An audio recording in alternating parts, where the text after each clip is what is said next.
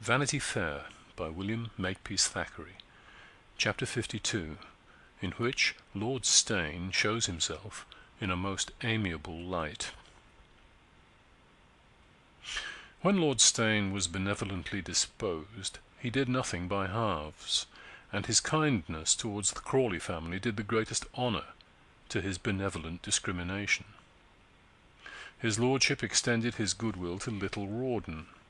He pointed out to the boy's parents the necessity of sending him to a public school, that he was of an age now when emulation, the first principles of the Latin language, pugilistic exercises, and the society of his fellow boys would be of the greatest benefit to the boy.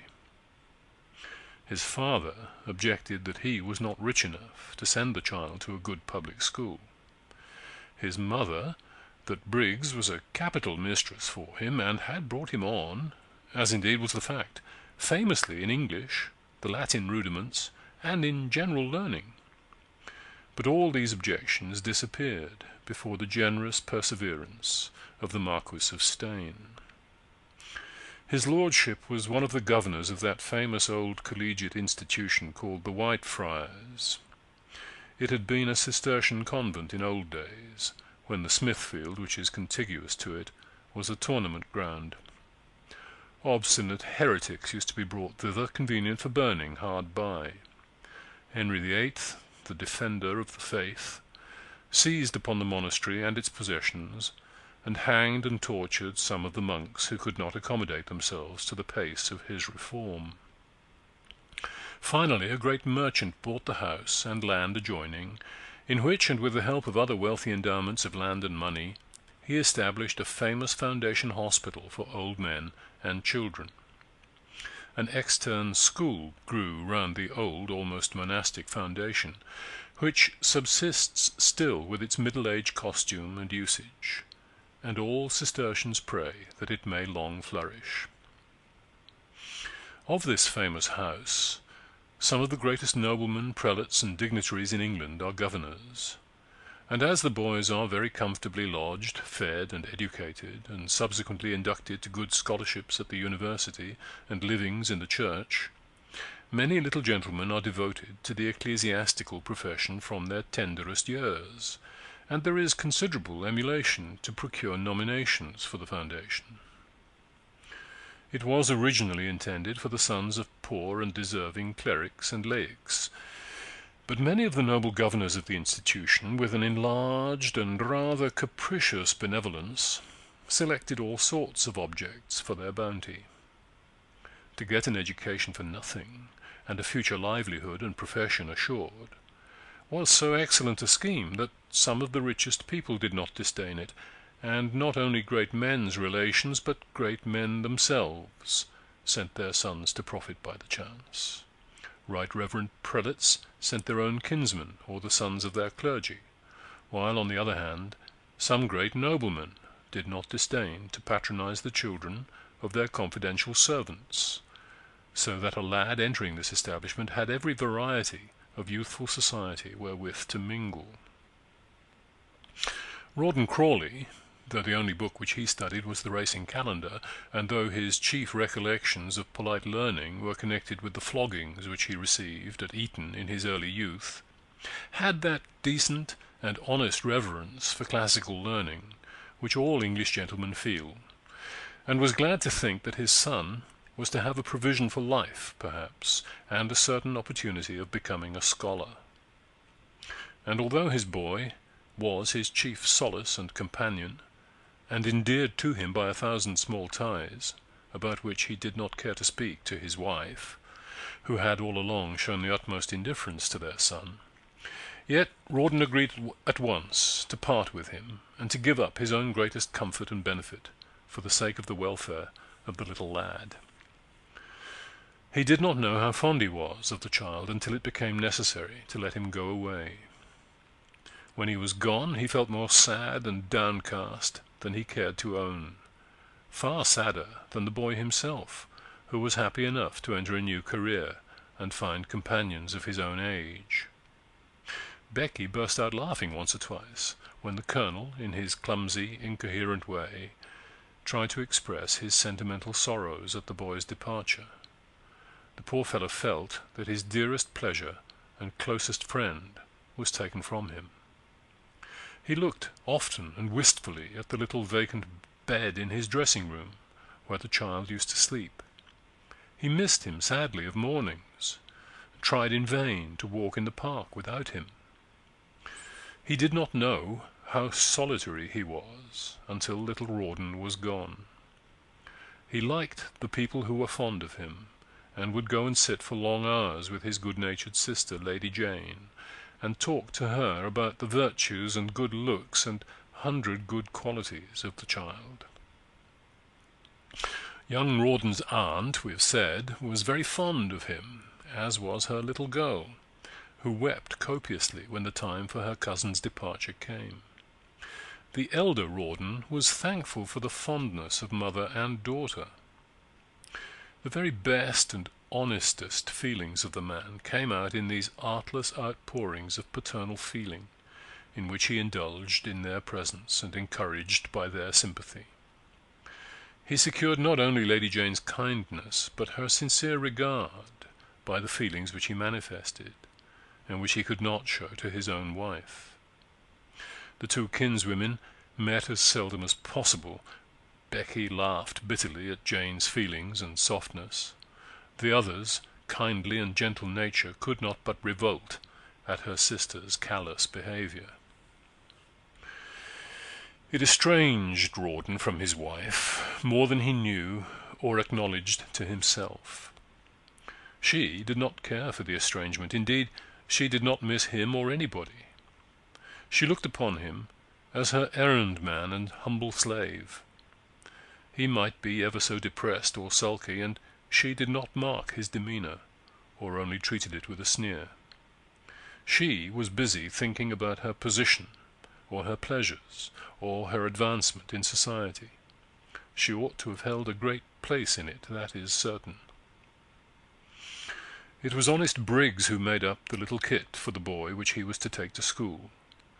Molly, the housemaid, blubbered in the passage when he went away. Molly, kind and faithful, in spite of a long arrear of unpaid wages. Mrs. Becky could not let her husband have the carriage to take the boy to school. Take the horses into the city? Such a thing was never heard of. Let a cab be brought.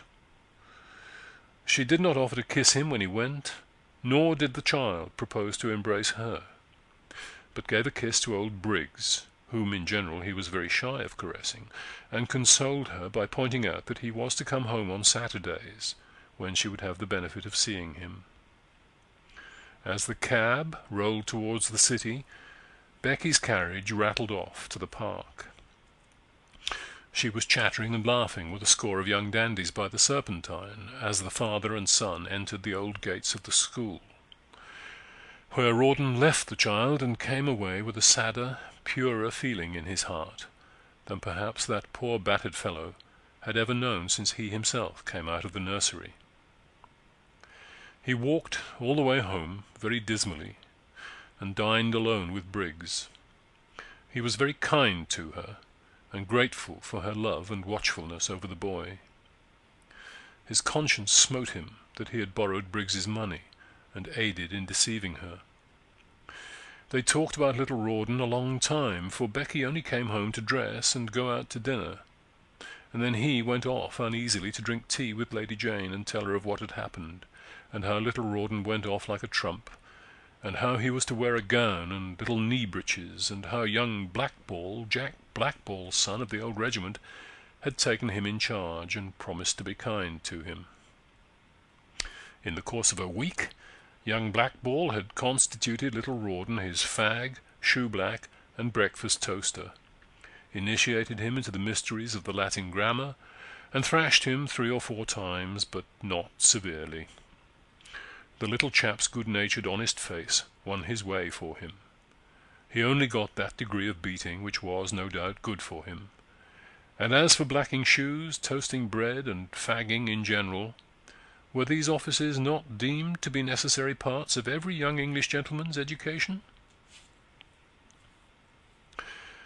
Our business does not lie with the second generation, and Master Rawdon's life at school, otherwise the present tale might be carried to any indefinite length.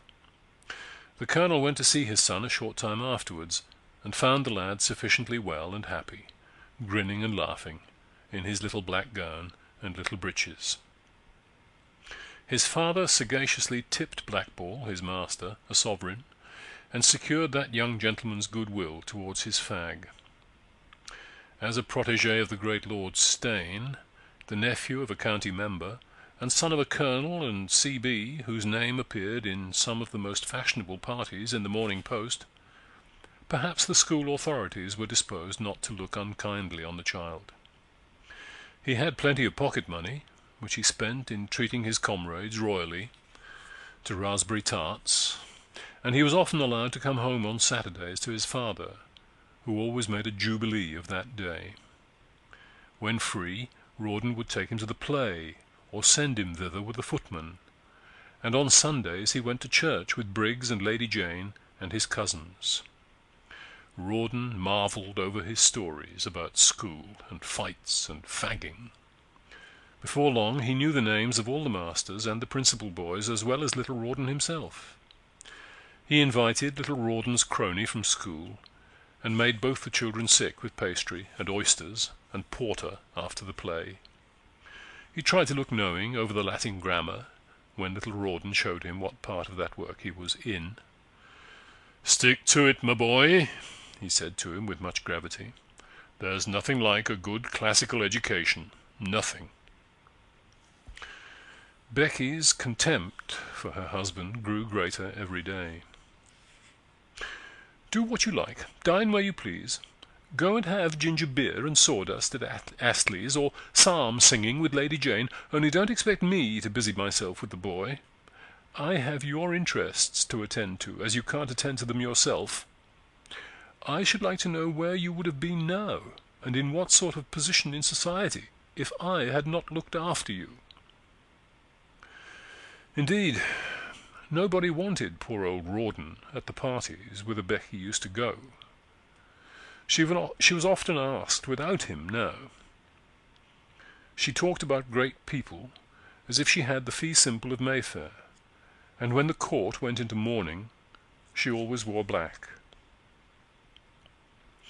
Little Rawdon being disposed of, Lord Steyne, who took such a parental interest in the affairs of this amiable poor family, thought that their expenses might be very advantageously curtailed by the departure of Miss Briggs, and that Becky was quite clever enough to take the management of her own house. It has been narrated in a former chapter how the benevolent nobleman had given his protégée money to pay off her little debt to Miss Briggs, who, however, still remained behind with her friends. Whence my lord came to the painful conclusion that Mrs. Crawley had made some other use of the money confided to her than that for which her generous patron had given the loan. However, Lord Steyne was not so rude as to impart his suspicions upon this head to Mrs. Becky, whose feelings might be hurt by any controversy on the money question, and who might have 1,000 painful reasons for disposing otherwise of his lordship's generous loan. But he determined to satisfy himself of the real state of the case, and instituted the necessary inquiries in a most cautious and delicate manner. In the first place, he took an early opportunity of pumping Miss Briggs. That was not a difficult operation. A very little encouragement would set that worthy woman to talk volubly, and pour out all within her. And one day, when Mrs. Rawdon had gone out to drive, as Mr. Fiche, his lordship's confidential servant, easily learned at the livery stables where the Crawleys kept their carriage and horses, or rather where the liveryman kept a carriage and horses for Mr. and Mrs. Crawley, my lord dropped in upon the Curzon Street house, asked Briggs for a cup of coffee, told her that he had good accounts of the little boy at school, and in 5 minutes found out from her that Mrs. Rawdon had given her nothing except a black silk gown, for which Miss Briggs was immensely grateful. He laughed within himself at this artless story, for the truth is, our dear friend Rebecca had given him a most circumstantial narration of Briggs's delight at receiving her money, £1,125, and in what securities she had invested it, and what a pang Becky herself felt in being obliged to pay away such a delightful sum of money. Who knows, the dear woman may have thought within herself, perhaps he may give me a little more. My lord, however, made no such proposal to the little schemer, very likely thinking that he had been sufficiently generous already. He had the curiosity then to ask Miss Briggs about the state of her private affairs, and she told his lordship candidly what her position was, how Miss Crawley had left her a legacy, how her relatives had had part of it, how Colonel Crawley had put out another portion, for which she had the best security and interest, and how Mr. and Mrs. Rawdon had kindly busied themselves with Sir Pitt, who was to dispose of the remainder most advantageously for her when he had time. My lord asked how much the Colonel had already invested for her, and Miss Briggs at once and truly told him that the sum was £600 and odd.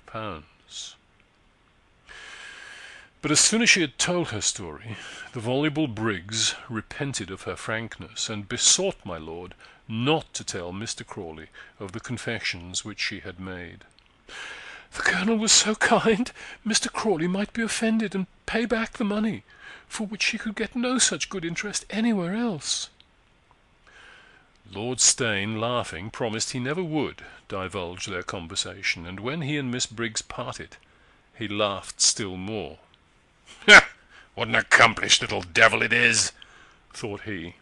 "What a splendid actress and manager! She had almost got a second supply out of me the other day with her coaxing ways.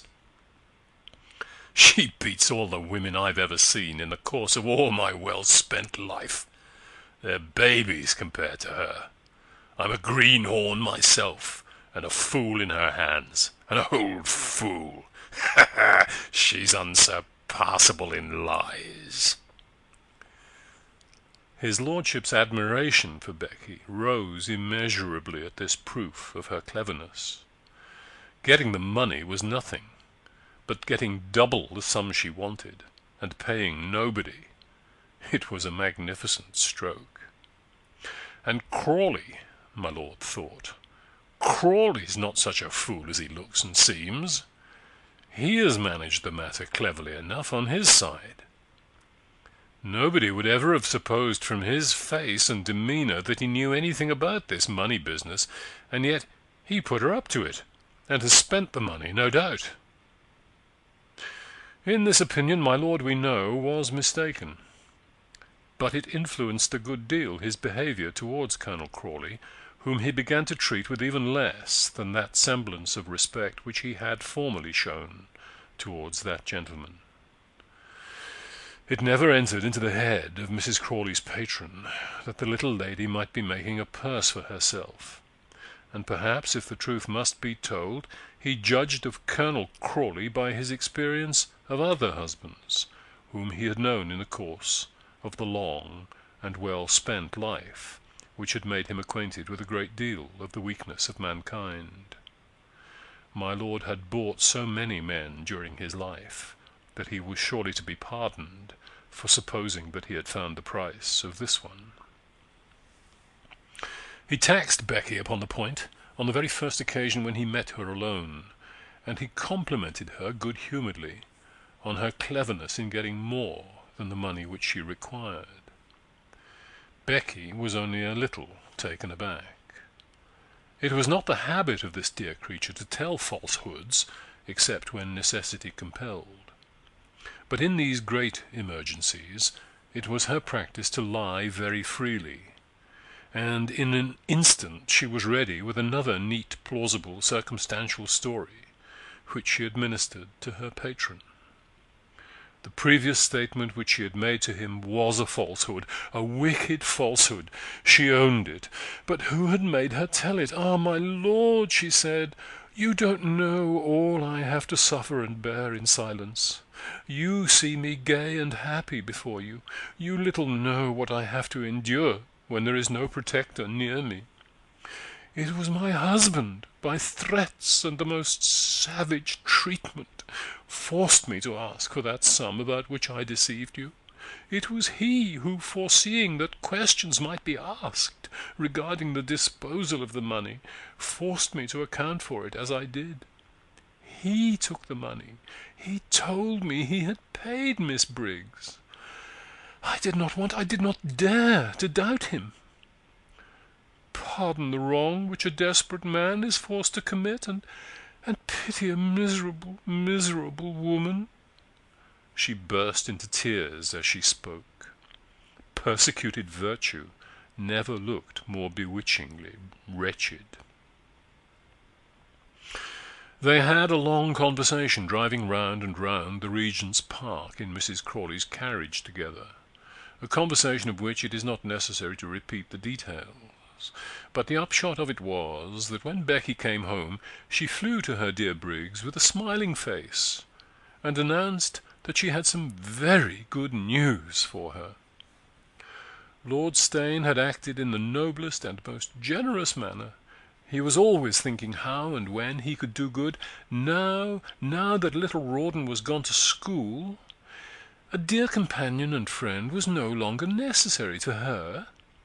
She was grieved beyond measure to part with Briggs, but her means required that she should practice every retrenchment, and her sorrow was mitigated by the idea that her dear Briggs would be far better provided for by her generous patron than in her humble home. Mrs. Pilkington, the housekeeper at Gauntly Hall, was growing exceedingly old, feeble, and rheumatic. She was not equal to the work of superintending that vast mansion, and must be on the lookout for a successor. It was a splendid position. The family did not go to Gauntly once in 2 years. At other times the housekeeper was the mistress of the magnificent mansion, had 4 covers daily for her table, was visited by the clergy and the most respectable people of the county, was in fact the lady of Gauntly, and the 2 last housekeepers before Mrs. Pilkington had married rectors of Gauntly. But Mrs. P. could not, being the aunt of the present rector. The place was not to be hers yet, but she might go down on a visit to Mrs. Pilkington and see whether she would like to succeed her.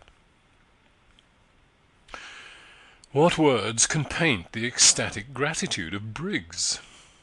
All she stipulated for was that little Rawdon should be allowed to come down and see her at the Hall. Becky promised this, anything.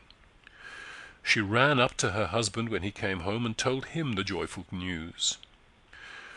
Rawdon was glad, deuced glad. The weight was off his conscience about poor Briggs's money. She was provided for, at any rate. But his mind was disquiet. He did not seem to be all right, somehow. He told little Southdown what Lord Steyne had done, and the young man eyed Crawley with an air which surprised the latter. He told Lady Jane of this second proof of Steyne's bounty, and she, too, looked odd and alarmed. So did Sir Pitt. "She is too clever and gay to be allowed to go from party to party without a companion," both said. "You must go with her, Rawdon, wherever she goes, and you must have somebody with her. One of the girls from Queen's Crawley, perhaps, though they were rather giddy guardians for her. Somebody Becky should have. But in the meantime it was clear that honest Briggs must not lose her chance of settlement for life, and so she and her bags were packed, and she set off on her journey. And so 2 of Rawdon's out-sentinels were in the hands of the enemy. Sir Pitt went and expostulated with his sister-in-law upon the subject of the dismissal of Briggs, and other matters of delicate family interest. In vain she pointed out to him how necessary was the protection of Lord Steyne for her poor husband, how cruel it would be on their part to deprive Briggs of the position offered to her. Cajolements, coaxings, smiles, tears could not satisfy Sir Pitt, and he had something very like a quarrel with his once admired Becky. He spoke of the honour of the family, the unsullied reputation of the Crawleys, expressed himself in indignant tones about her receiving those young Frenchmen, those young wild men of fashion, my Lord Steyne himself, whose carriage was always at her door, who passed hours daily in her company, and whose constant presence made the world talk about her. As the head of the house, he implored her to be more prudent. Society was already speaking lightly of her. Lord Steyne, though a nobleman of the greatest station and talents, was a man whose attentions would compromise any woman. He besought, he implored, he commanded his sister-in-law to be watchful in her intercourse with that nobleman. Becky promised anything and everything Pitt wanted, but Lord Steyne came to her house as often as ever, and Sir Pitt's anger increased. I wonder, was Lady Jane angry or pleased that her husband at last found fault with his favourite Rebecca? Lord Steyne's visits continuing, his own ceased, and his wife was for refusing all further intercourse with that nobleman, and declining the invitation to the charade night which the Marchioness sent to her. But Sir Pitt thought it was necessary to accept it, as His Royal Highness would be there. Although he went to the party in question, Sir Pitt quitted it very early, and his wife, too, was very glad to come away. Becky hardly so much as spoke to him, or noticed her sister-in-law. Pitt Crawley declared her behaviour was monstrously indecorous, reprobated in strong terms the habit of play-acting and fancy dressing, as highly unbecoming a British female, and after the charades were over, took his brother Rawdon severely to task for appearing himself, and allowing his wife to join in such improper exhibitions. Rawdon said she should not join in any more such amusements. But indeed, and perhaps from hints from his elder brother and sister, he had already become a very watchful and exemplary domestic character. He left off his clubs and billiards. He never left home. He took Becky out to drive. He went laboriously with her to all her parties.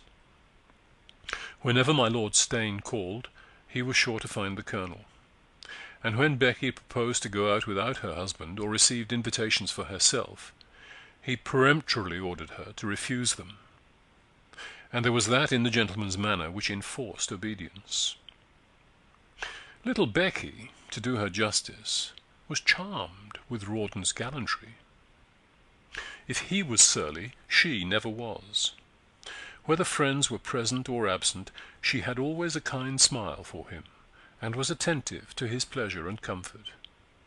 It was the early days of their marriage over again, the same good humour, prévenance, merriment, and artless confidence and regard. "How much pleasanter it is," she would say, "to have you by my side in the carriage than that foolish old Briggs. Let us always go on so, dear Rawdon. How nice it would be, and how happy we should always be, if we had but the money." He fell asleep after dinner in his chair. He did not see the face opposite to him, haggard, weary, and terrible. It lighted up with fresh, candid smiles when he woke. It kissed him gaily. He wondered that he had ever had suspicions. No, he never had suspicions. All those dumb doubts and surly misgivings which had been gathering on his mind were mere idle jealousies. She was fond of him. She always had been. As for her shining in society, it was no fault of hers. She was formed to shine there. Was there any woman who could talk or sing or do anything like her? if she would but like the boy, Rawdon thought. But the mother and son never could be brought together. And it was while Rawdon's mind was agitated with these doubts and perplexities that the incident occurred which was mentioned in the last chapter, and the unfortunate colonel found himself a prisoner away from home. End of chapter 52.